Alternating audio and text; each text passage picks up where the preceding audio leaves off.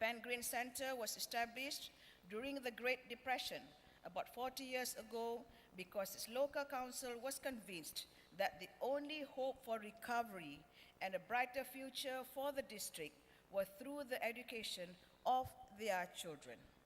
Today, Pen Green is a success story for childhood education in the UK, emulated by many other countries. Finally, all the research, the visits, and the brainstorming was distilled into the Every Child is Precious initiative, or Setiap Anak Permata Negara, shortened to Permata Negara in the national language. Permata means jewel or treasure, so children are our national treasures to be nurtured and educated with care, attention, and love as soon as they are born, so that their potential can be fully realized. A paper outlining our proposal was presented to the then Deputy Prime Minister Yang Amat Berhormat Datuk Seri Najib in February 2006. Ministers in charge of education, children, rural development, and unity were also present. The idea was accepted, and subsequently it was presented to the Cabinet for approval, and so the Permata Negara pilot project was born, launched in 14 locations, at least one in each state, with the curriculum and teacher training spearheaded by Sultan Idris Teachers Training University. Throughout its implementation, the project was monitored and evaluated for its effectiveness.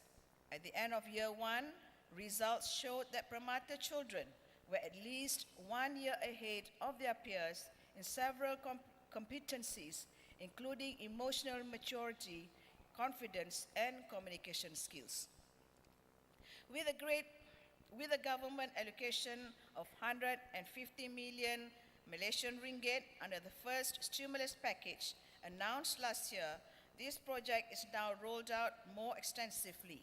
This includes the childcare centers of the Community Development Department of the Ministry of Rural Development all over the country, child care centers of the National Unity Department, and some institutions which are community-based child care centers. By the end of the year, more than 300 of these childhood education facilities will be upgraded as Permata centers. Ladies and gentlemen, in addition to the ECEC initiative, we have now embarked on the Gifted and Talented program. Several cases of gifted children have been brought to my attention, and it dawned on me that these are also precious assets of the nation who must be given special attention. We need to give them the special requirements that would enhance their natural talents and maximize their potential. If we fail to do so, the country may just lose these special individuals when the parents of these gifted children feel unsupported and, in frustration, send their kids to other countries for the special care they require. Again, my friends from among the professionals help to develop special programs for the gifted and talented. The government has approved University Kebangsaan Malaysia as the institution tasked to implement this program, and they in turn have found a renowned partner to carry out this project, which is the Center for Talented Youth at Johns Hopkins University in the USA. All of these developments in the area of childhood education and care in Malaysia leave me enthusiastic and hopeful, especially so in the case of education for children in the rural areas and the children of the urban poor.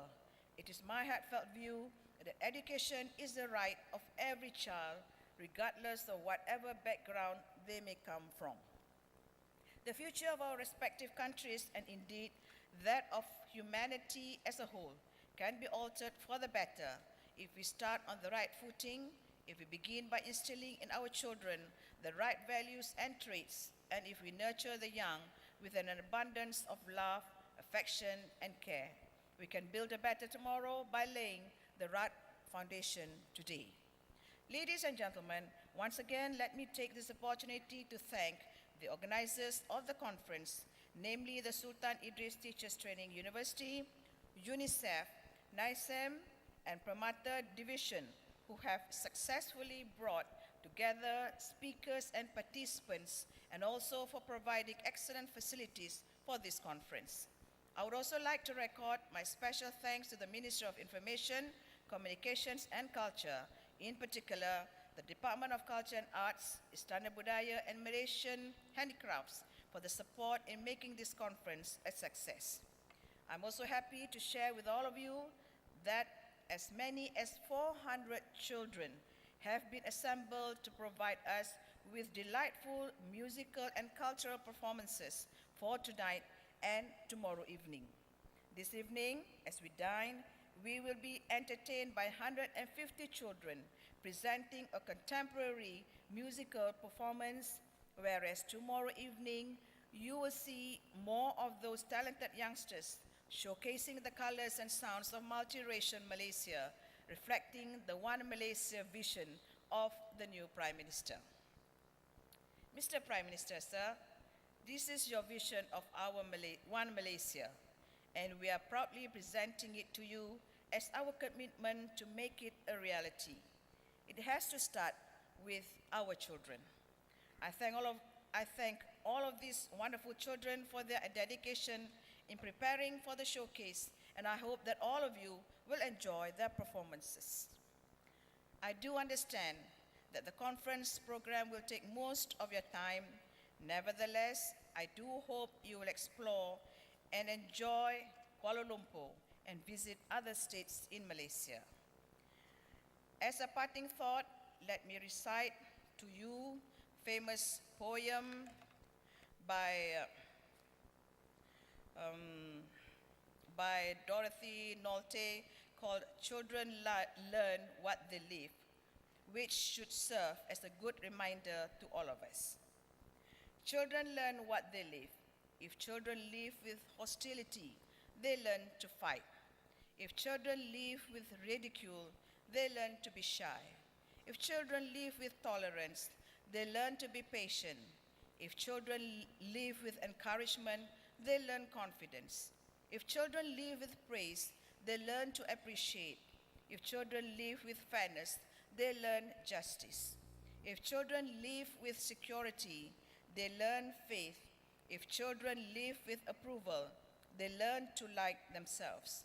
If children live with acceptance and friendship, they learn to find love in the world. That ends the poem.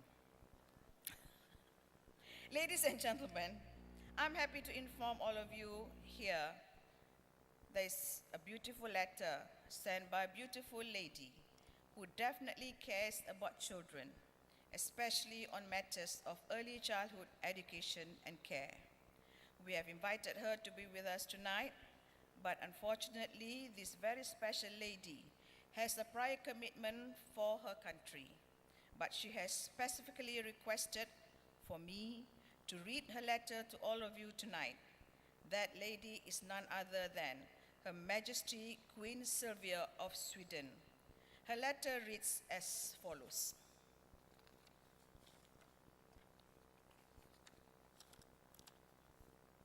Address. The Royal Palace, Stockholm, April 15th, 2009. Datin Sri Rosmah Mansor, Malaysia. Dear Datin Sri Rosmah Mansor, I admire the Malaysian initiative to organize this important international conference, Developing Human Capital Begins with Children, and I regret very much for not being able to attend.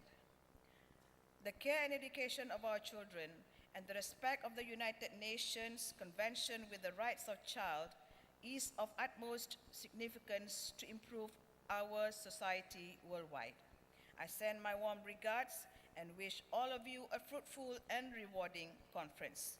Sincerely, Sylvia. On that note, I would like to thank the Prime Minister once again for his presence, and to all delegates, I wish you all the best in your deliberations, and I hope you have a pleasant stay in Malaysia. Thank you very much. Wassalamualaikum warahmatullahi wabarakatuh.